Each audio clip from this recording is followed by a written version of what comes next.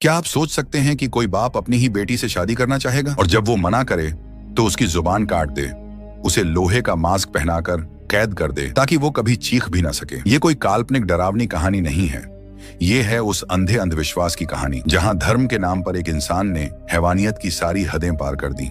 कहानी की शुरुआत होती है एक वीरान और ठंडी धरती से, जहां एक महिला लिज अपने पति एली और 2 बच्चों के साथ एक साधारण सी जिंदगी बिता रही है। लिज पेशे से एक मिडवाइफ है, यानी वो गर्भवती औरतों की डिलीवरी में मदद करती है, लेकिन उसका अतीत, उसके डर और एक अजनबी की मौजूदगी उसकी जिंदगी को नर्क बनाने वाली है। एक दिन गांव के चर्च में एक नया पादरी आता है, एक रहस्यमय व्यक्ति जिसे सब सिर्फ प्रॉफिट या धर्मगुरु के नाम से जानते हैं। जब वह समाज को झूठे पैगंबरों से चेतावनी देता है, तभी लिज का चेहरा स्याह हो उठता है, जैसे किसी पुराने डर ने फिर से उसे जकड़ लिया हो। मसीहा की नजरें, उसकी बातें और लिज का सिहर जाना, कुछ तो ऐसा था जो सिर्फ वह समझ सकती थी। बाहर निकलते वक्त लिज देखती है कि वही पादरी एक गर्भवती महिला अबीगेल के पेट पर हाथ रखता है। लिज भीतर तक कांप जाती है। वो चर्च में रुकती है क्योंकि अबीगेल को अचानक प्रसव पीड़ा होने लगती है। डिलीवरी के दौरान बच्चा फंस जाता है। हालत इतनी नाजुक होती है कि लिज को माँ या बच्चे में से किसी एक को चुनना पड़ता है। वह माँ को बचाने का फैसला करती है और नवजात को खो देना पड़ता है। घर लौटने पर एली उसे सांत्वना देता है, लेकिन लिज जानती है यह सब उस पादरी की वजह से हुआ है। पर एली उसकी बात को वहम समझता है। अगली रात गांव में कोहराम मचता है। अबीगेल का पति नथन शराब के नशे में लिज के घर पर गोलियां चलाने लगता है। वो उसे बेटे की मौत का कसूरवार ठहराता है। तभी पादरी वहां आता है, नथन को समझा बुझाकर शांत करता है और आग भी बुझा देता है। लिज डरी हुई है और पादरी को घर में नहीं चाहती, लेकिन एली, जिसे पादरी की बातों पर भरोसा हो चुका है, उसे अंदर बुला लेता है। पादरी बड़ी चतुराई से एली को समझाता है कि लिज ने ईश्वर का काम खुद कर लिया, जीवन और मृत्यु का निर्णय लेना, और ये पाप है। उसी रात सब कुछ बदल जाता है। अगली सुबह लिज के पूरे खेत में भेड़ों की हत्या हो चुकी होती है। कुछ की आंतें निकाली गई हैं, एक गर्भवती भेड़ का बच्चा तक मार डाला गया। ये सिर्फ हिंसा नहीं थी, ये एक संदेश था। एली और उसका बेटा मथ्यू गांव जाते हैं। वहीं लिज अकेली घर पर रहती है। तभी कोई उसे अस्तबल में बंद कर देता है, और जब वह झांक कर बाहर देखती है तो देखती है कि वही पादरी उसकी बेटी सैम को ले जा रहा है। वो खिड़की तक पहुंचने की कोशिश करती है, लेकिन गिर पड़ती है और बेहोश हो जाती है। जब एली लौटता है, उसे लिज अस्तबल में अचेत मिलती है। सैम सुरक्षित है, लेकिन लिज जानती है खतरा टल नहीं गया, वो अभी भी मंडरा रहा है। उस रात जब सब सो रहे होते हैं, पादरी चुपचाप घर में घुस आता है। एली को बाण में हलचल सुनाई देती है। जब वो अपनी बंदूक लेकर वहां जाता है तो पादरी अचानक पीछे से हमला कर देता है और एली को बेरहमी से मार डालता है। उसका कारण, क्योंकि वो तुमसे प्यार करती है। और जब लिज वापस आती है तो उसे वो दृश्य देखने को मिलता है जो किसी भी इंसान की आत्मा तक को हिला सकता है। लेकिन यह अंत नहीं, ये तो बस शुरुआत है। एली, जो अब जख्मी हालत में जमीन पर पड़ा है, अपनी अंतिम सांसें गिन रहा है। वह लिज से रहम की भीख मांगता है कि उसे मुक्त कर दे, लेकिन लिज ऐसा करने की हिम्मत नहीं जुटा पाती। तभी मैथ्यू अंदर आता है। वह खुद सामने आता है और कहता है, मैं करूंगा ये काम। सांसों में मैथ्यू से कहता है, अपने परिवार को दादाजी के घर ले जाना, सुरक्षित रखना। और फिर मैथ्यू अपने ही पिता को गोली मार देता है। लिज को अपनी बेटी सैम की चीखें सुनाई देती हैं। वह दौड़कर बाहर आती है तो देखती है कि उनका घर जल रहा है। वो दृश्य उसकी आंखों के सामने धधकता है। उसका पूरा अतीत जैसे आग की लपटों में समा रहा हो। उधर एक तरफ वही पादरी, जो अब तक सिर्फ भय और पाप का प्रतिरूप बन चुका है, जमीन से गिरा एक गुड़िया उठाता है और जलते हुए घर को एक शैतानी संतोष के साथ देखता है। और अब कहानी वापस जाती है कई साल पीछे। रेत के तपते रेगिस्तान में एक लड़की जोआना अकेली भटक रही है। उसकी हालत इतनी खराब हो चुकी है कि वह बेहोश होकर गिर पड़ती है। जब उसे होश आता है तो वह खुद को एक अजनबी कारवां में पाती है। एक विदेशी परिवार ने उसे उठाया होता है। वे उसे एक कस्बे में एक सराय में ले जाते हैं, जहां मालिक फ्रैंक नाम का आदमी उसे पानी और खाना देता है। लेकिन जल्द ही जोआना को समझ आ जाता है ये जगह कोई आम सराय नहीं, बल्कि जिस्म फरोशी का अड्डा है। वो भागने की कोशिश करती है, लेकिन जिस परिवार ने उसे वहां बेचा था वो पहले ही जा चुका होता है। और फ्रैंक रास्ता रोककर कहता है, अब तू यहीं रहेगी। रात के अंधेरे में वो सुनती है सैली नाम की एक लड़की, जो पहले से वहां काम करती है, एक ग्राहक के साथ ऊंची आवाज में एक्टिंग कर रही है ताकि सब जल्दी खत्म हो जाए। सैली उसे बताती है कि वो कैसे खुद को बचाने की कोशिश करती है, और ये भी कि वो अब बच्ची नहीं रही। धीरे धीरे जोआना भी वेट्रेस बनकर वहीं काम करने लगती है। एक रात एक आदमी सैली के साथ कमरे में जाता है, लेकिन उसकी नजरें हर वक्त जोआना पर टिकी रहती हैं। वह सैली को मारता है और जोआना से कहता है कि उसे गोली मारे। उसे ये सब रोमांचक लगता है। जोआना हिम्मत नहीं जुटा पाती और तभी सैली खुद उस आदमी को गोली मार देती है, लेकिन इसका अंजाम बहुत भयानक होता है। अगली सुबह सैली को फांसी दे दी जाती है और फ्रैंक दुखी जोआना का फायदा उठाकर उसकी मासूमियत छीन लेता है। वक्त बीतता है। अब जोआना एक कामकाजी महिला बन चुकी है और सैली की दी गई तरकीबों को अपनाकर खुद को जिंदा रखती है। एक दिन एक व्यक्ति फ्रैंक को चुनौती देता है, ये कहते हुए कि उसने उसकी बेटी को मार डाला। फ्रैंक ड्यूल जीत जाता है, लेकिन जोआना खिड़की से देखती है कि कोई और आदमी छुपकर गोली चला रहा था, यानी फ्रैंक ने बेईमानी की थी। इसी कस्बे में जोआना की सबसे अच्छी दोस्त होती है, लिज। हाँ, वही लिज जो अब तक मिडवाइफ बन चुकी है। दोनों एक दिन इस नरक से भागने का सपना देखती हैं। एक रात एक शराबी ग्राहक लिज के साथ जबरदस्ती करने लगता है और लिज उसका जीप चबा लेती है। इस हरकत के बाद भीड़ भड़क जाती है और फ्रैंक उसे सबक सिखाने के लिए सबके सामने उसकी जीप काट देता है। अब लिज कभी नहीं बोल पाएगी। डॉक्टर उसे इशारों की भाषा सिखाने की सलाह देता है। जोआना भी उसी भाषा को सीखती है ताकि वो लिज से बात कर सके। लिज अब केवल एक ही बात कहती है, मैं फ्रैंक को मार डालूंगी। उन्हें एक मैच मेकर मिलती है जो लिज के लिए एक आदमी ढूंढती है। उसका नाम है एली। वह पहले से एक बेटा मैथ्यू के साथ रहता है। लिज शादी का प्रस्ताव स्वीकार करती है और जोआना से कहती है, हम बहनें बनकर वहां जाएंगे। लेकिन जब वे वापस सराय लौटते हैं तो फ्रैंक सभी लड़कियों को इकट्ठा करता है, क्योंकि एक अमीर ग्राहक ने पूरा स्टाफ बुक किया है। वो ग्राहक और कोई नहीं, वही पादरी है। जोआना जैसे ही उसे देखती है कांप उठती है। पादरी सब लड़कियों को देखकर सिर्फ जोआना को चुनता है। कमरे में वह बताता है कि वह उसे जानता है और कहता है कि उसके सारे पाप उसकी वजह से हुए हैं। अब उसे बचाना होगा। फिर वह बेल्ट से उसकी पिटाई शुरू कर देता है। चीखें सुनकर लिज वहां पहुंचती है और चाकू से पादरी का चेहरा काट देती है। वह पागल होकर लिज का हाथ पकड़ता है और चाकू उसके सीने में घुमा देता है। जोआना गुस्से और डर से चाकू उठाकर उसका गला रेत देती है।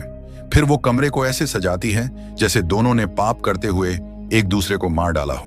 वो पादरी की सोने की थैली भी चुरा लेती है और कमरे को आग लगा देती है। इसके बाद वो डॉक्टर के पास जाती है और कहती है कि उसकी जीभ काट दे ताकि वह अपनी पहचान छिपा सके, लेकिन डॉक्टर ऐसा नहीं कर पाता। तो जोआना खुद अपनी जीभ काटती है। फिर वह एली के भेजे हुए गाड़ी का इंतजार करती है और लिज बनकर उसके साथ चली जाती है। अब वही बनी लिज, वही बनी मिडवाइफ। और यहीं से शुरू हुई थी वह कहानी जो हमें अब तक सुनाई गई। जब सैमुअल घोड़े पर सवार होकर जाने की कोशिश करता है तभी उसे पता चलता है कि वुल्फ अब भी जिंदा है और उस पर बंदूक ताने खड़ा है। उधर एक शांत रात में जोआना चर्च में अकेली बैठी प्रार्थना कर रही होती है, ईश्वर से कुछ न मांगते हुए, बस शांति की तलाश में। लेकिन उस शांति के पीछे छुपा है एक ऐसा रहस्य जिसे कोई सुन नहीं पाता।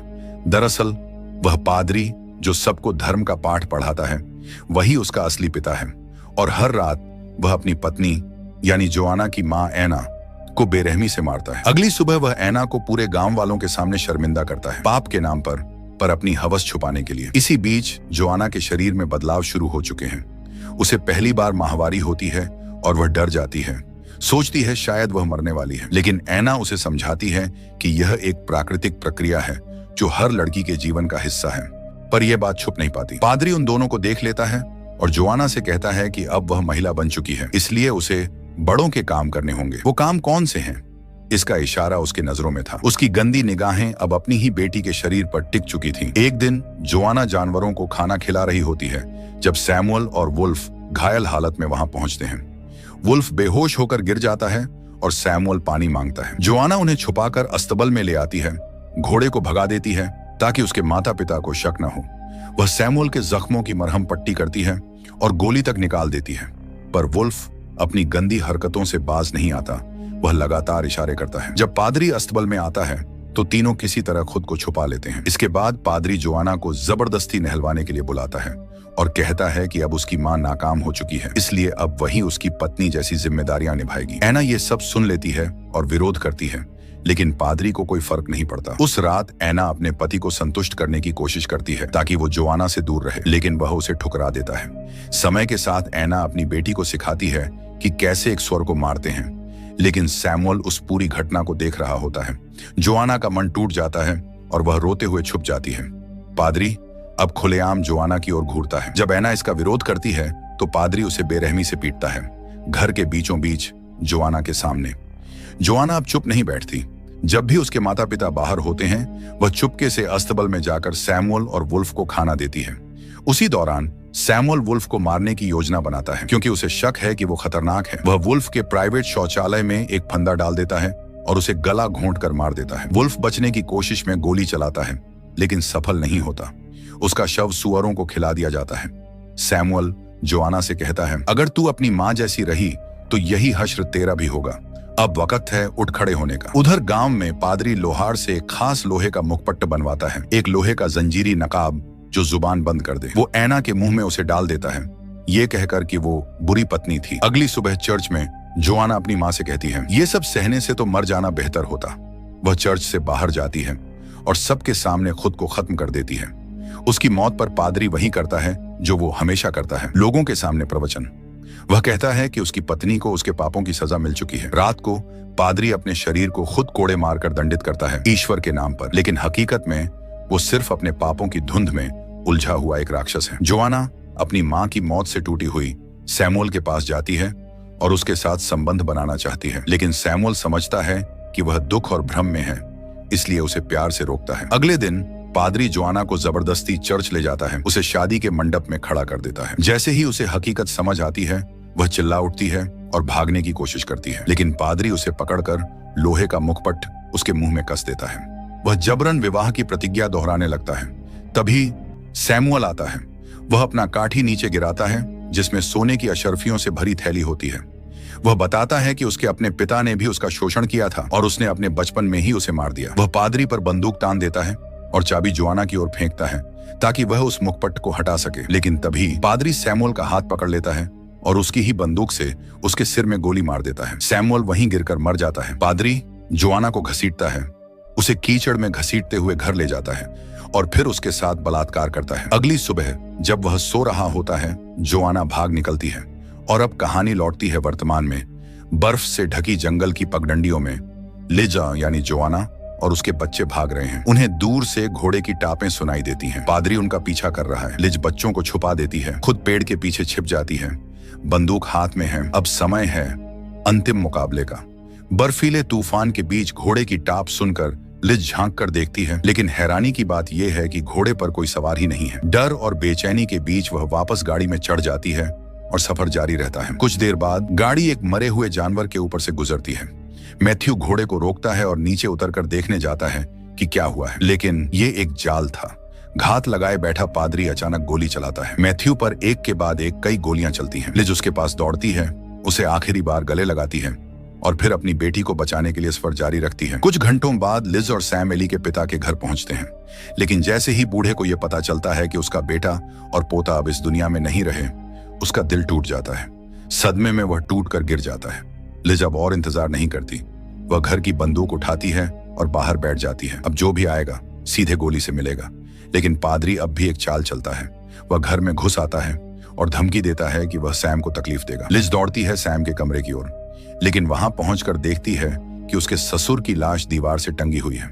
घबराई लिज तुरंत कारतूस उठाती है और सैम को खिड़की से बाहर भाग जाने को कहती है, पर जैसे ही वह खुद भी भागने की कोशिश करती है, पादरी उसे खींचकर अंदर ले आता है। अब पाप अपने सबसे विभत्स रूप में सामने आता है। वह लिज को एक पेड़ से बांध देता है और सैम को तड़पाने की बात करता है। जब लिज उसके चेहरे पर थूकती है तो वह और ज्यादा राक्षसी हो जाता है। उसका इरादा सैम के साथ कुछ बेहद भयानक करने का होता है। वह उसे कोड़े मारता है और अजीब धार्मिक बातें बड़बड़ाता है। अगर मैं पहले से पापी हूं तो अब फर्क क्या पड़ता है। लेकिन जब वह खुद को खोलने लगता है, तभी लिज, जो किसी तरह पेड़ से खुद को छुड़ा लेती है, एक लालटेन उठाती है और उसे आग लगा देती है। पादरी जलते हुए भी ईश्वर की बात करता रहता है, पर लिज अब चुप नहीं है। वह बंदूक उठाती है और एक आखिरी गोली चलाती है। वह पादरी की जलती हुई देह को खिड़की के पार उछाल देती है। कुछ महीने बीत जाते हैं। वही जगह जो कभी डर और हिंसा का ठिकाना थी, अब एक लकड़ी चीरने की फैक्ट्री बन चुकी है, जैसे एली के पिता चाहते थे। एक दिन नाथन, वही आदमी जिसने अपने बच्चे को खो दिया था, लिज से मिलने आता है। वह बताता है कि पादरी ने उसे उसके गांव भेजा था, जहां वह अब शेरिफ बन चुका है। वहीं फाइलों में उसे एक पुराना वांटेड पोस्टर मिला, असली लिज का, जिसने फ्रैंक को मारा था ताकि जोआना को बचाया जा सके। नाथन मान लेता है कि जो और कोई नहीं बल्कि लिज ही असली हत्यारिन है। वह लिज को हथकड़ियों में बांध कर ले जाने लगता है। जैसे जैसे लिज दूर जाती है, उसकी नजर अपनी बेटी सैम पर जाती है, जो अब गांव के लोगों के बीच घुल मिल चुकी है, सुरक्षित और खुश है। लिज को एहसास होता है अब समय आ गया है, अपनी माँ की तरह वही रास्ता अपनाने का। वह एक झील के किनारे जाती है और एक गहरी सांस लेकर कूद जाती है।